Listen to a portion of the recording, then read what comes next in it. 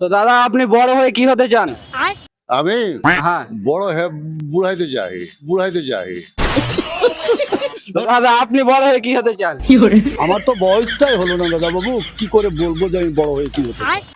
তো দাদু আপনি বড় হয়ে কি হতে চান? তো বড় হয়ে কি হতে চান? কি হবে রে ভাই? কি হবে? কিছু হবেন না বড় হয়ে? না না, কি আর হবো? আর শেষ বয়সে আর কি হবে? তো দাদু আপনি বড় হয়ে কি হতে চান?